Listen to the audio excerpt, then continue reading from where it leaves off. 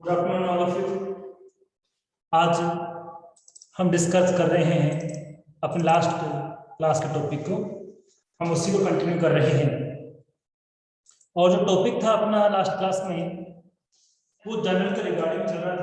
हम combined entry को discuss कर रहे थे और कंबाइंड एंट्री को डिस्कस किया। उसके बाद हमने बैंक से रिलेटेड ट्रांजेक्शंस को भी डिस्कस किया कि कोई भी हम वर्क कर रहे हैं बट उसमें हम अपने पास से कैश नहीं दे रहे हैं, आई मीन डायरेक्टली और इनडायरेक्टली उसमें जब बैंक इफेक्ट होता है, डायरेक्टली और इनडायरेक्टली जब उसमें बैंक इफेक्ट होता है तो किस तरह से उस ट्रांजेक्शन को हम लोग कंप्लीट करेंगे। क्लियर? इसीलिए हम आगे चलते हैं, कुछ और ट्रांजेक्शंस की बात करते हैं। ठीक है, आज हम एक नॉर्मल टॉपिक की बात करेंगे और वो है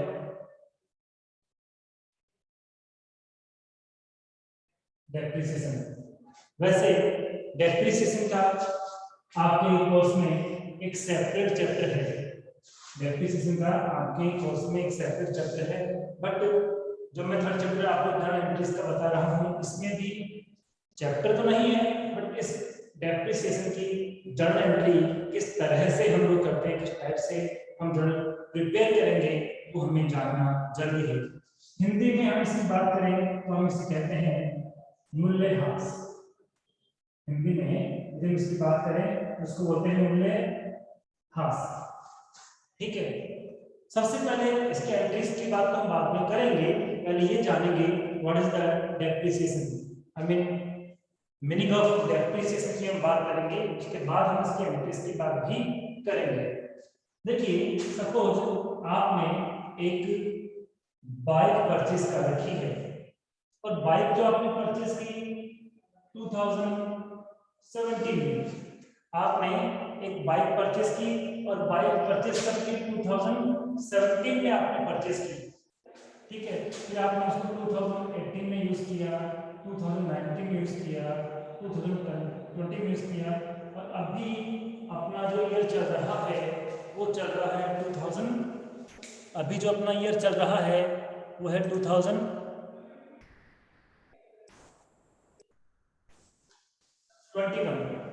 तो जिस बाइक को हमने 2017 में परचेज किया, जिस बाइक को हमने 2017 में परचेज किया है, आज यदि हम ये जानना चाहें कि आज उसकी वैल्यू कितनी है तो क्या उसकी वैल्यू उतनी ही होगी जितनी 2017 में थी?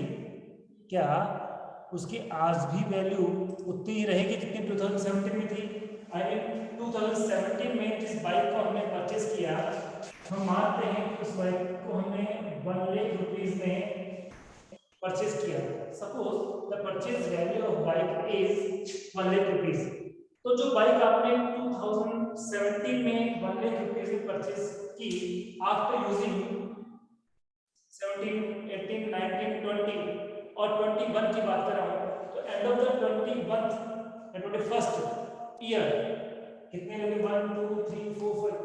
आफ्टर 5 ईयर क्या अभी भी उसकी वैल्यू 1 लाख ही होगी? क्या आप उसको सेव करना चाहोगे तो क्या आपको 1 लाख रुपए रिसीव हो जाएंगे? नो, नेवर, कभी नहीं हो सकते। क्यों? आपने 5 ईयर्स को यूज किया है।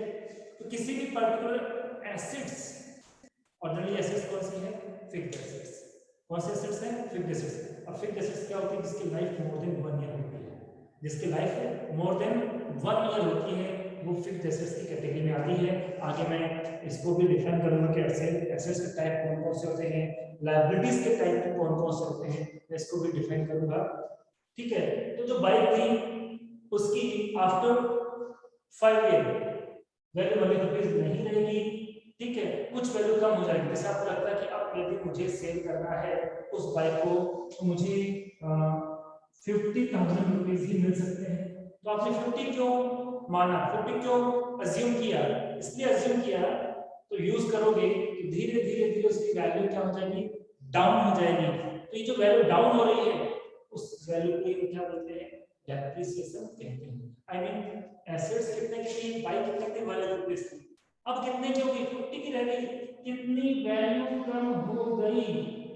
कितनी वैल्यू कम हो? कितना डाउनफॉल आया वैल्यू में? यूज करने के रीजन से कितना कितनी वैल्यू डाउन होगी 50,000। इसी डाउन वैल्यू को डाउनफॉल को हम डेप्रिसिएशन कहते हैं। This is called depreciation. क्या आपके पास समझ में आएगी? जल्दी से रिप्लाई करके बता दीजिए मुझे आप। सिंपल, क्या डेप्रिसिएशन का जो डेफिनेशन है, कॉन्सेप्ट है, वो आपके समझ में आ गया है? इफ यस,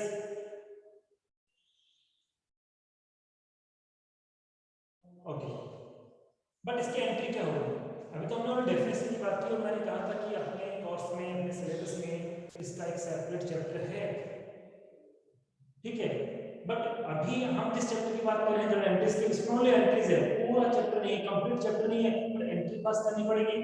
तो अब मैं आपको बताना चाहूंगा, डेप्रिसिएशन जो है वो है अपने लिए एक्सपेंसेस। क्या है? एक्सपेंसेस है। डेप्रिसिएशन ऑलवेज बिजनेस के लिए क्या होता है? एक्सपेंस होता है, ठीक है। अब डायरेक्ट रूल्स पे जाना आपको, अब ये मत सोचो अकाउंट कौन सा है, उसको डायरेक्टली ब्रेन में सोचना है।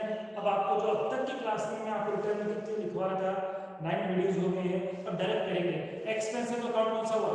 अब ऐसे बताओ, एक्सपेंस है तो अकाउंट कौन सा हुआ? कौन से अकाउंट में एक्सपेंस और इनकम इफेक्ट होती है? तो आपका आंसर आएगा नॉमिनल अकाउंट में। इट मींस नॉमिनल अकाउंट के अकॉर्डिंग ये क्या होना चाहिए? डेबिट होना चाहिए। Is this clear? अब ये बताइए, इससे एसेट्स आई है गई, उसकी एसेट्स की वैल्यू इंक्रीज हो गई है, डिक्रीज हो गई? इंक्रीज हो गई मतलब और आ गई, डिक्रीज हो गई मतलब चली गई। तो इससे एसेट्स क्या हो गई? गई। कितने की एसेट्स चलेगी? 50,000 के एसेट्स तो आपने यूज करके ही आपकी वैल्यू चलेगी, कम होगी। और एसेट्स के अबाउट रियल अकाउंट है, what comes in debit and what goes out credit. यहाँ एसेट्स क्या हो गई? गई। कितने रुपए की एसेट्स चलेगी, कितनी वैल्यू चलेगी उस एसेट्स की? 50,000 से वो गई, इसलिए एसेट्स आई मीन यहाँ पे बाई कौन सा अकाउंट हो गया? Real account. बाई कौन सा अकाउंट हो गया? Real account. Comes in, goes out, goes out. और रियल अकाउंट के according comes in debit and goes out credit. इसलिए एंट्री क्या बन गई? एक्सपेंस का नेम यूज करेंगे हम लोग, depreciation account DR two by, ये इसकी एंट्री बनेगी। डेप्रिसिएशन को डेबिट क्यों किया? Because this is expense for us. और बाई को क्रेडिट क्यों किया? क्योंकि दिस इज रियल अकाउंट, और जो बाई की वैल्यू है वो रिड्यूस होगी, कम हो गई, ठीक है। इट मींस वैल्यू इसकी गई, इसलिए क्या किया? उसको हमने CR किया। अब मैं आपको बताने वाला हूं एक इंपॉर्टेंट रूल जनरल एंट्रीज के लिए। अभी मैंने जिस रूल्स की बात की थी कि पर्सनल अकाउंट में क्या रूल होता है, रियल अकाउंट में क्या रूल होता है और नॉमिनल अकाउंट में क्या होता है। पर्सनल अकाउंट में था receiver always debit, giver always credit. Real account में था what comes in debit, what goes out credit.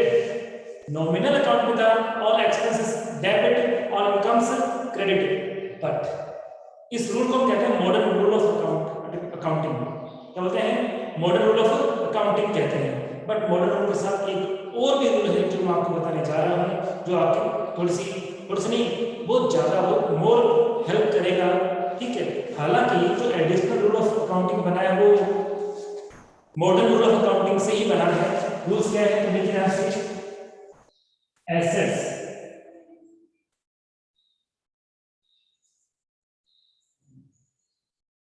Liabilities,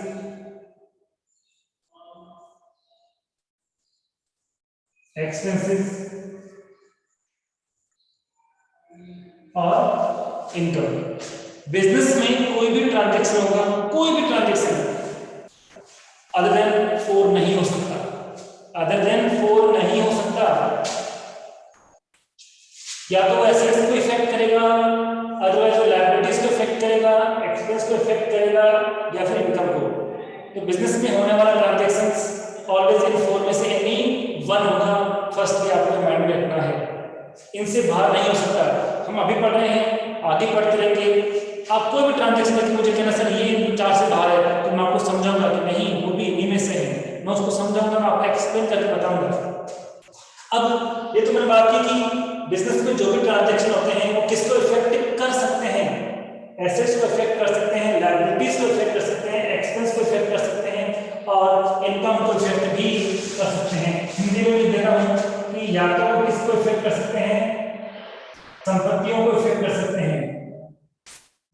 को इफेक्ट कर सकते हैं, दायित्वों को, अपनी ड्यूटीज को इफेक्ट कर सकते हैं, या किसको इफेक्ट कर सकते हैं, खर्चों को इफेक्ट कर सकते हैं, या किसको इफेक्ट कर सकते हैं, आय को इफेक्ट कर सकते हैं। ये बातें आपके सामने मैंने क्लियर कर दी है। अब मैं आगे चलता हूं, आगे बात करता हूं। अब इफेक्ट किस तरह से कर सकते हैं उनकी बात करते हैं। अभी तो ये बात थी कि उनको इफेक्ट करते हैं, किस तरह से करते हैं, इफेक्ट क्या हो सकता है। तो किसी भी ट्रांजैक्शन से एसेट्स पे क्या इफेक्ट हुआ कि ये प्लस हो गई, मतलब इंक्रीज हो गई, अदरवाइज क्या हो जाएगी, डिक्रीज होगी, या तो इंक्रीज या फिर डिक्रीज। और तो क्या इफेक्ट हो सकता है, कोई इफेक्ट नहीं हुआ, एंटर नहीं होगी, कोई इफेक्ट नहीं हुआ, डिक्रीज भी नहीं हुई, इंक्रीज भी नहीं हुई, तो कोई भी इफेक्ट नहीं होगा। बट इफेक्ट हुआ है, जैसे एसेट्स की बात कर रहे हैं, एसेट्स इंक्रीज भी हो सकती है किसी ट्रांजैक्शन से, और किसी भी ट्रांजैक्शन से एसेट्स डिक्रीज भी हो सकती है।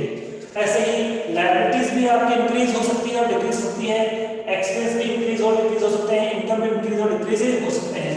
But according to the model rule हम बात करें तो रूल्स क्या होंगे, तो listen carefully and properly. Assets जब भी इंक्रीज होगी ऑलवेज डेबिट होगी, एसेट्स जब भी क्या होगी, इंक्रीज होगी, ऑलवेज क्या होगी, डेबिट होगी, ठीक है। पर एसेट्स इंक्रीज नहीं हुई, एसेट्स तो डिक्रीज हो गई। ऑब्वियसली जब इंक्रीज होने पे डेबिट हो रही है तो डिक्रीज होने पे क्या होगा, क्रेडिट हो जाएगी। अब ध्यान रखना, एसेट्स का जस्ट रिवर्स क्या होता है, एसेट्स का जस्ट रिवर्स क्या होता है, एसेट्स का जस्ट रिवर्स क्या होता है, लायबिलिटीज होती है। दोनों एक दूसरे के अपोजिट होते हैं, clear. It means assets up होने पे डेबिट हुई है तो लायबिलिटीज तो अप होने पे डेबिट नहीं हो सकती, दोनों रिवर्स है ना। इसका मतलब एसेट्स अप होने पे, इंक्रीज होने पे डेबिट हुई है तो लायबिलिटीज इंक्रीज होने पे क्या होगी, क्रेडिट होगी, और लायबिलिटीज इंक्रीज होने पे जब क्रेडिट हुई है तो डिक्रीज होने पे क्या हो जाएगी, डेबिट हो जाएगी। तो ये बात हुई किसी भी ट्रांजैक्शन का एसेट्स पे और लायबिलिटीज पे क्या इफेक्ट होगा, हमने सबसे पहले इसकी बात की है। अब हम बात करेंगे एक्सपेंस और इनकम की, ठीक है। तो जो रूल्स एसेट्स के हैं वही रूल एक्सपेंस के भी हैं, और जो रूल लायबिलिटी के हैं सेम रूल इनकम के भी हैं। इट मींस एसेट्स इंक्रीज होने पे डेबिट हुई है तो लायबिलिटीज इंक्रीज होने पे क्रेडिट हुई है। तो देखिए अब मैं इसकी बात कर रहा था कि जो एसेट्स के हैं वही रूल किसके हैं, एक्सपेंस के हैं ना। इसका मतलब क्या हुआ, इसका मीन क्या हुआ कि एसेट्स से इंक्रीज होने पे डेबिट हुई है तो एक्सपेंस भी इंक्रीज होने पे डेबिट ही होंगे, और जब एक्सपेंस इंक्रीज ना हो, डिक्रीज हो जाए तो ये क्या होंगे, क्रेडिट होंगे। तो इन दोनों के रूल्स क्या हैं, सेम रूल है, और इनके क्या है, अपोजिट रूल है, और इनके क्या होंगे, सेम रूल, ठीक है। और इन दोनों के भी क्या है, सेम रूल है। एसेट्स और एक्सपेंस के सेम रूल है, लायबिलिटीज और इनकम के सेम रूल है। इसका मतलब क्या हुआ कि एक्सपेंस, और यहां पे एक और देखो कि एसेट्स से लायबिलिटीज रिवर्स की तो इनकम से एक्सपेंस भी रिवर्स होगी। आई मीन एक्सपेंस से इनकम भी क्या है, रिवर्स होगी। जो रूल एक्सपेंस के होंगे वो रूल इनकम के नहीं हो सकते। एक्सपेंस इंक्रीज होने पे डेबिट हुआ ना, एक्सपेंस इंक्रीज होने पे डेबिट हुआ है तो इनकम इंक्रीज होने पे डेबिट नहीं होगी, क्या होगी, क्रेडिट। और इंक्रीज ना हो, डिक्रीज जाए तो क्या हो जाएगी, डेबिट। ये रूल्स आपको ऑलवेज मान रखना, ये वो रूल है जिससे आपकी अकाउंटिंग स्पीड, अकाउंटिंग कॉन्सेप्ट काफी फास्टली आप स्ट्रांग हो जाएंगे। चाहिए बात समझ में आ गया, नीचे रिप्लाई करके बताना। चाहिए बात समझ में आ गया, एसेट्स इंक्रीज होगी तो क्या करना है, लायबिलिटीज इंक्रीज होगी तो क्या करना है, इसको ऑलवेज माइंड में रखना। मैं अगेन एंड अगेन इसको रिपीट करता रहूंगा, ठीक है। अब इसको मैं आपको बताऊंगा मॉडर्न रूल ऑफ अकाउंटिंग के थ्रू। अब इसको वैसे रिलेट करते हैं, क्यों, रूल्स है कोई भी हो, सिस्टम कोई भी हो, इफेक्ट सेम होना चाहिए। मॉडर्न रूल ऑफ अकाउंटिंग हो, एडिशनल रूल ऑफ अकाउंटिंग हो, इफेक्ट तो सेम ही आना चाहिए ना। तो मैं आपको दोनों से कनेक्ट करके, दोनों को रिलेट करके ये चीज एक्सप्लेन करता हूं किस तरह से किस ट्रांजैक्शन को हम एडिशनल रूल ऑफ अकाउंटिंग से भी जनरलाइज करेंगे, जनरलाइज करेंगे, और अपना जो मॉडर्न रूल है उससे भी इसको जनरलाइज करेंगे तो आपके बात समझ में आ जाएगी। तो पहले तो इसी की बात करते हैं। ये जो एंट्री की थी वो हमने किसके अकॉर्डिंग की थी? ये जो एंट्री की थी हमने, क्योंकि जब ये एंट्री मैंने एक्सप्लेन की थी तब मैंने आपको एडिशनल रूल ऑफ अकाउंटिंग की बात नहीं की थी। एडिशनल रूल्स ऑफ अकाउंटिंग उसको डिस्कस बाद में किया। तो मैंने पहले जो बताया था कि मॉडर्न रूल ऑफ अकाउंटिंग के अकॉर्डिंग बताया है। एक्सपेंस नॉमिनल अकाउंट क्या कहते हैं? नॉमिनल अकाउंट के थ्रू बात करते हैं ना, अकाउंट के थ्रू बात करते हैं तो always modern rule of accounting होता है। और ऐसे रिलेटेड इनकम एक्सपेंस की बात करते हैं तो वो ऑलवेज एडिशनल रूल होता है। तो नॉमिनल अकाउंट में एक्सपेंस है, एक्सपेंस ऑलवेज डेबिट होता है। एसेट्स गई जितनी यूज की तो गई ना, जितनी यूज नहीं की वो बची तो गई, व्हाट गोस आउट हमने क्रेडिट कर दिया। अब इसी ट्रांजैक्शन को हम करते हैं एडिशनल रूल से। तो देखिए एक्सपेंस है डेबिट इंक्रीज हुआ है डिक्रीज हुआ, जैसे जैसे यूज करते रहेंगे हमारा एक्सपेंस क्या होगा?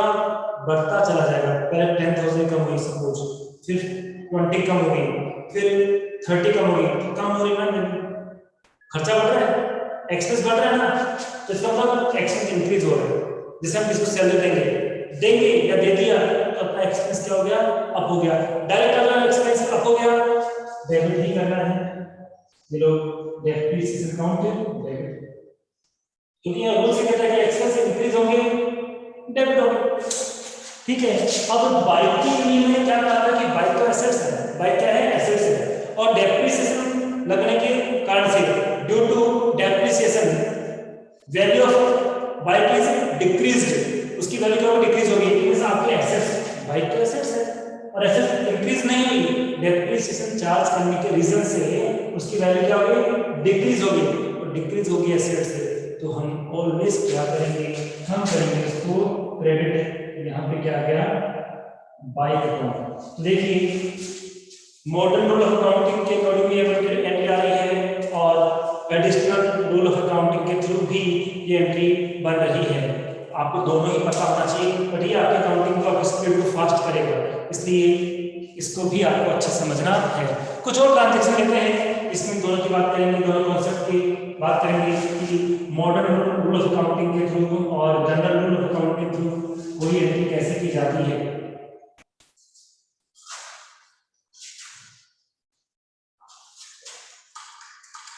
तो देखिए मैं यहाँ पे ट्रांजेक्शन मेंशन कर रहा हूँ।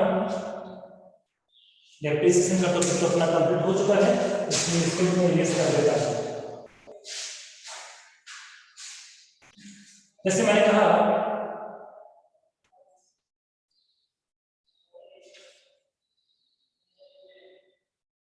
बिल्डिंग परचेज, बिल्डिंग परचेज, ठीक है। बिल्डिंग परचेज की हमने 5 लाख रुपीस की। आपके पास पहले से बिल्डिंग है, पहले से बिल्डिंग है, अब आपने एक और परचेज कर ली, आपकी बिल्डिंग इंक्रीज हुई डिक्रीज हुई? बिल्डिंग्स जो थी उतनी ही है, इंक्रीज हो गई या डिक्रीज हो गई? सीधी सी बात है, पहले एक थी और कितनी हो गई? 2 हो गई। और बिल्डिंग ऑलवेज क्या होती है? एसेट्स होती है, फिर एसेट्स से होती है इंक्रीज हो गई। इस रूल की बात करते हैं, एसेट्स इंक्रीज हो गई, क्या करेंगे? डेबिट करेंगे। तो यहाँ पे क्या होगा? Building account debit to building purchase की तो क्या कैश दिया है, बिल्डिंग हम परचेज करते हैं तो कैश जाता है। याद रखना कैश इज एसेट्स, कैश भी क्या है? एसेट्स है। याद रखना कैश क्या है? एसेट्स होता है, ऑलवेज याद रखना। तो आपके पास सपोज मैं कहूँ कि 10 लाख रुपीस थे और आपने 5 लाख रुपीस की एसेट्स बिल्डिंग परचेज कर ली, तो कैश आपका इंक्रीज हो गया डिक्रीज हो गया? बताइए। आपने 5 लाख रुपीस की बिल्डिंग परचेज की तो बिल्डिंग तो इंक्रीज होगी, कैश पे इफेक्ट क्या आया? टेल मी, कैश पे क्या इफेक्ट आया? क्या कैश पे इंक्रीज हुआ क्या? कि बिल्डिंग परचेज करने गए, बिल्डिंग भी अपनी हो गई और 5 लाख रुपीस में डिक्रीज हो गए। और अपना एडिशनल रूल ऑफ अकाउंटिंग क्या कहता है, cash is assets, assets increase हो तो डेबिट कर दिया, डिक्रीज हो गई तो क्या करना है, क्रेडिट करना है। इसलिए यहाँ पे क्या आएगा, टू कैश अकाउंट आएगा। बुक में याद रखना, बुक में कोई भी चैप्टर हो, कोई भी क्वेश्चन हो, उसको only modern rule of accounting से समझाया गया है। लेकिन मैं चाहता हूँ फाइनल इफेक्ट को आएगा, वहाँ पे आपको अकाउंटिंग की जो इंट्रोडक्शन है वो नहीं करना, आइडेंटिफिकेशन नहीं करना, रूल्स अप्लाई नहीं करना, वहाँ तो एंट्रीज डायरेक्टली देनी है। तो हम चाहते हैं कॉन्सेप्ट तो बड़ा करेक्ट हो बट स्पीड भी अच्छी हो। जब हमारी सब्जेक्ट के बहुत सारे लोग हों तो हम उनमें एक स्टेप आगे रहें, फ्रंट में रहें। इसके लिए मैं आपको इसके थ्रू बता रहा हूँ, दोनों दोनों मैंने आपको बता दिया, और भी है बट मैं धीरे धीरे आपको बताता रहूंगा, कभी भी एंट्रीज रटनी नहीं है। हाउ टू मेक, इस कंसेप्ट में हम इसको करेंगे, बात करेंगे। इसकी एंट्री कर देंगे 30 रुपीज और 5 रुपीज। तो ये तो किया हमने एडिशनल रूल के अकॉर्डिंग। अब बात करते हैं मॉडर्न रूल ऑफ अकाउंटिंग, तो उसमें अकाउंट के अकॉर्डिंग बात करनी पड़ेगी। तो बिल्डिंग कौन सा अकाउंट है बताइए, बिल्डिंग कौन सा अकाउंट है, पर्सनल अकाउंट है, रियल अकाउंट है, अदरवाइज नॉमिनल अकाउंट है। जल्दी से रिप्लाई कर दिया करो, बिल्डिंग किस नेचर का अकाउंट है, building is personal account, real account और नॉमिनल अकाउंट। बिल्डिंग पर्सनल है, अच्छा ये बताओ किसका नाम बिल्डिंग होता है, कि बिल्डिंग शर्मा, बिल्डिंग वर्मा, इंसान तो नहीं हो सकता। बिल्डिंग कभी भी पर्सन नहीं है। बिल्डिंग मैंने कहा था, बिल्डिंग तो एसेट्स है, बिल्डिंग क्या है, एसेट्स है, मैंने आपको एक्सप्लेन किया था। और एसेट्स और कैश कौन से अकाउंट को अफेक्ट करते हैं, एक बार अपने ब्रेन पे थोड़ा सा प्रेस डालिए, सोचिए कि एसेट्स और कैश कौन से अकाउंट को अफेक्ट करता है। गलती हो जाती है, कोई बात नहीं, हम सीख रहे हैं और गलती होना बहुत अच्छी बात है, गलत करेंगे तो ही सीख पाएंगे। हाँ तो बताइए, कैश और एसेट्स की बात करें, कौन से नेचर का अकाउंट होता है, रियल, एब्सोल्युटली करेक्ट। अब मुझे बताओ रियल अकाउंट रूल्स क्या है, वो कम्स इन डेबिट और वो गोज आउट इन क्रेडिट। तो बिल्डिंग क्या हुई, हमने परचेज की है तो comes in, otherwise goes out. Building क्या हुई according to real account, real account rules की बात करें तो बिल्डिंग कम्स इन हुई है या गोज आउट हुई है, हमने परचेज की है तो बिल्डिंग हमारे पास आ गई कि उसके ऑनर हम बन गए, हमने एक और खरीद ली तो बिल्डिंग हमारी होगी। कम्स इन हुई है और कम्स इन हुई है तो हम क्या करेंगे, बिल्डिंग अकाउंट डेबिट तो करेंगे, 5 रुपये से डेबिट कर दिया। अब इसमें कैश अकाउंट है and cash is also real account, cash is also real account. और रूल क्या है, व्हाट कम्स इन डेबिट, पर केस तो कम्स इन हुआ ही नहीं, कम्स इन तो बिल्डिंग हुई है।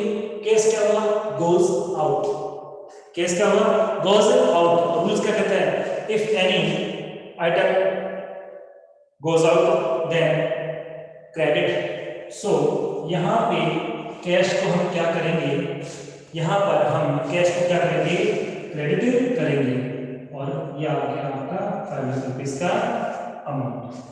ठीक है, तो दोनों रूल के अकॉर्डिंग मैंने आपको ये एंट्रीज बता दी है। अकॉर्डिंग टू मॉडर्न रूल भी हमने इसको डिस्कस किया है और अकॉर्डिंग टू एडिशनल रूल भी हमने इसको डिस्कस किया है। क्या आपकी समझ में आ गए हैं, are you understand, reply me fast, are you understand, clear. चलो ठीक, एक और ट्रांजेक्शन करें और उसको भी मैं सेव करेंगे।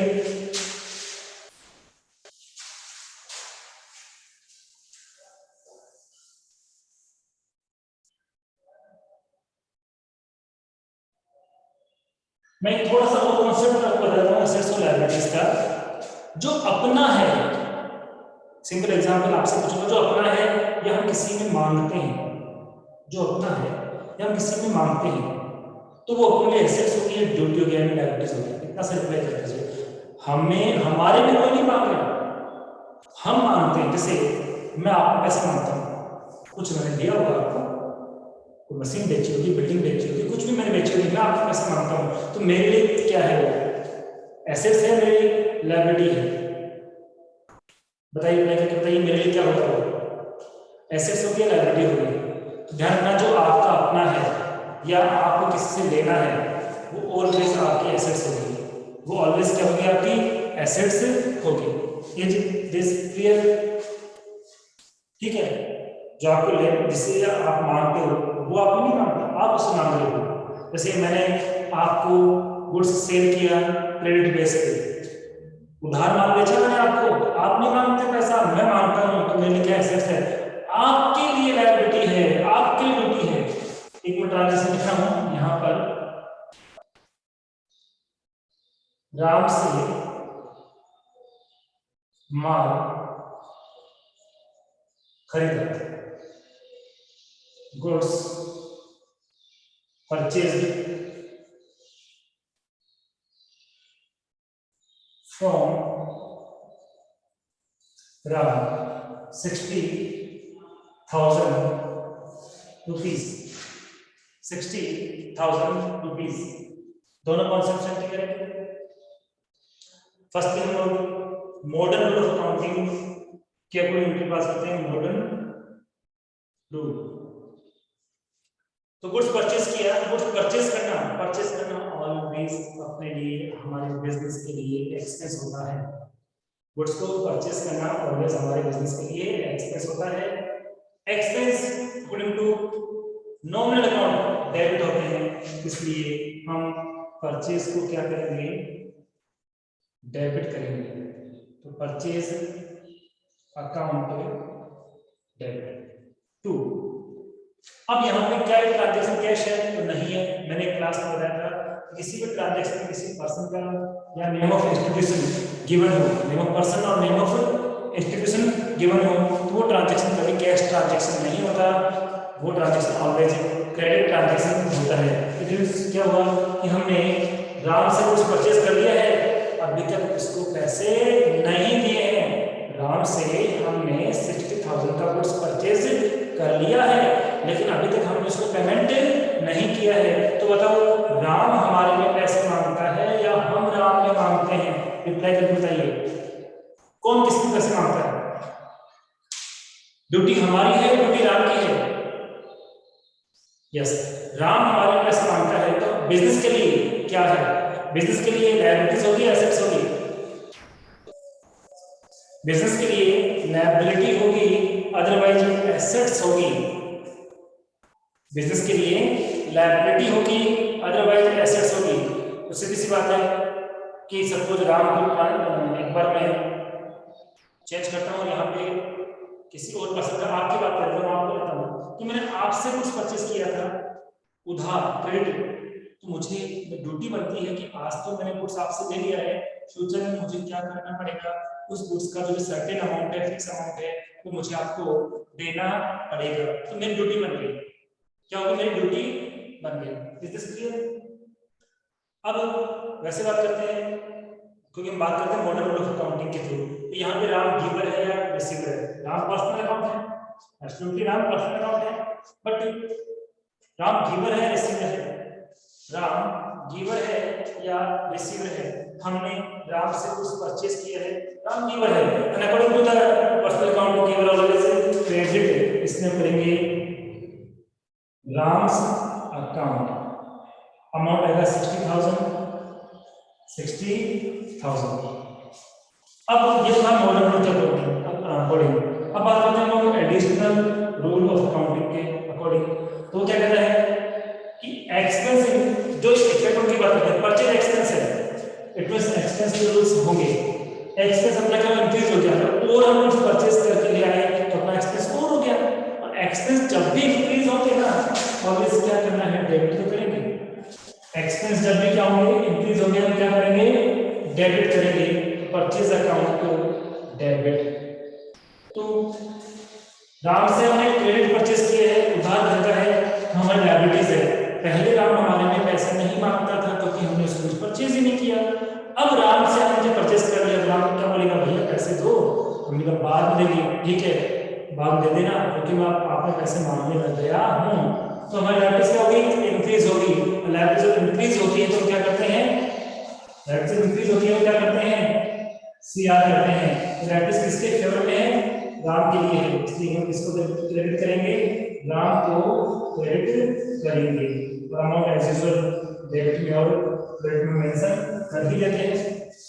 क्या ये ट्रांजैक्शन आपके समझ में आ गया है? क्या ये ट्रांजैक्शन आपके प्रॉपर वे में समझ में आ गया है? If yes then you can reply.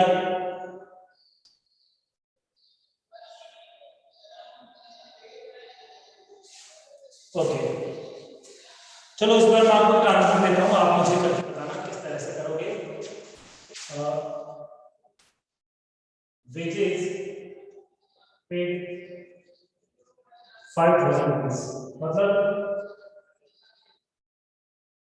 मजदूरी चुका है। और एक धंधा एग्जाम में कभी नहीं करता, वो कभी नहीं कहेगा आपसे, कभी भी नहीं, किसी भी लेवल में कि आप एडिशनल रूल के अकॉर्डिंग एंट्रीज करो या फिर मॉडर्न रूल ऑफ अकाउंटिंग के अकॉर्डिंग एंट्रीज करो, नहीं कभी नहीं कहेगा। कोई कहेगा एंट्रीज करो, क्या करेगा? एंट्रीज करो, और वहां उसको एंट्रीज को एक्सप्लेन भी नहीं करना होता, तो आप किससे भी कर सकते हो। हम क्वेश्चन करना स्टार्ट करेंगे, ठीक है? जब हम क्वेश्चन अपनी जो बुक के जो एग्जाम्पल्स है, न्यूमेरिकल है, सॉल्व करना स्टार्ट करेंगे तो डाउट आपको क्लियर हो जाएगा। इसकी एंट्री करके बताओ, अकॉर्डिंग टू यू क्या एंट्री होगी? वेजेस पेड 5000 रुपीज की एंट्री होगी। Wages paid 5000 rupees, how to journalise? खुद पे कॉन्फिडेंस रखना। हाँ, तो वेजेस को क्या करना है? डेबिट करना है या क्रेडिट करना है? आपने वेजेस तो लिख दिया, मैसेज बॉक्स में आपने वेजेस लिख दिया, लेकिन क्या वेजेस का क्या करना है? डेबिट और क्रेडिट क्या करना है सर? चलो, आपने वेजेस बोला, मैंने वेजेस लिख दिया, तो आगे पूछ लेते हैं, इसको डेबिट करना है क्रेडिट करना है? Please reply me. Absolutely correct. चलो, डेबिट एक्सप्लेन करते हैं, डेबिट क्यों किया? तो according to nominal account all expense debit, इसलिए हमने इसको डेबिट कर दिया। Wages account debit according to nominal account, according to modern rule of accounting all expense debit कर दिया। और हम एडिशनल अकाउंटिंग की बात करते हैं ना, एडिशनल रूल ऑफ अकाउंटिंग की बात करते हैं, तो भी क्या है कि एक्सपेंस जब इंक्रीज होगा तो क्या करेंगे? डेबिट हो गया, डेबिट दोनों के ऊपर डेबिट ही हो रहा है। चलो ठीक है, क्रेडिट में क्या आएगा? क्रेडिट में क्या मेंशन करेंगे? रिप्लाई में क्रेडिट में हमें क्या मेंशन करना होगा? क्रेडिट में हमें क्या लिखना पड़ेगा? ओके, एब्सोल्युटली करेक्ट टू कैसे आएगा? एब्सोल्युटली करेक्ट टू कैसे आएगा? रीजन बता दो तो कैश क्यों आएगा। फर्स्टली आप मुझे मॉडर्न रूल के अकॉर्डिंग बताओ, कैश को हम क्रेडिट क्यों करेंगे, सीआर क्यों करेंगे, कैश को हम क्रेडिट क्यों करेंगे? आप मॉडर्न रूल के अकॉर्डिंग बता दो। तो मॉडर्न रूल क्या कहता है? I mean cash is real account, और रियल अकाउंट क्या कहता है? Both comes in debit and both goes out to credit. अब हम वेजेस पेड करेंगे, कोई एक्सपेंस पे करेंगे, कैश इन तो होगा नहीं, कैश आउट होगा। बोथ गोज आउट मतलब जाने वाली वस्तु, गोज आउट मतलब जाने वाली वस्तु को तो सीआर करना है, आने वाली वस्तु को हमें डीआर करना है। यहाँ कैसे आया या गया, वेजेस चुकाएंगे, खर्चा चुकाएंगे तो कैश जाएगा, और जाएगा तो सीआर होगा, ठीक है। और हम बात करें एडिशनल रूल ऑफ अकाउंटिंग के अकॉर्डिंग, तो एडिशनल क्या रहता है? कैश एसेट्स है, कैश क्या एसेट्स है, और कैश जब हमने एक्सपेंस पे किया तो कैश क्या हो गया? कैश रिड्यूस हो गया, कैश कम हो गया, और एसेट्स कम होगी, कैश कम हो गया, तो एसेट्स जब भी कम होगी क्या करेंगे? क्रेडिट करेंगे, इसलिए कैश कर गया क्रेडिट हो गया है। तो आई होप आपके यहाँ तक सारा मैटर प्रॉपर्ली समझ में आ गया है। आज की क्लास में जो हमने डिस्कस किया है, क्या वो प्रॉपर्ली आपको समझ में आ गया है? रिप्लाई में फास्ट, जल्दी से रिप्लाई करके बताइए। आज क्लास में जो हमने डिस्कस किया है, डेप्रिसिएशन तो हमने पहले क्लियर किया, then modern rule of accounting और एडिशनल रूल ऑफ अकाउंटिंग को हमने कंपेयर किया है। किसी एंट्रीज को हम लोग मॉडर्न रूल ऑफ अकाउंटिंग के थ्रू कैसे पास करते हैं, और एडिशनल रूल ऑफ अकाउंटिंग के थ्रू कैसे पास करते हैं, वो मैंने यहाँ पर क्लियर किया है। और कहीं भी मुझे नहीं लगता कि आपको कोई प्रॉब्लम आई होगी।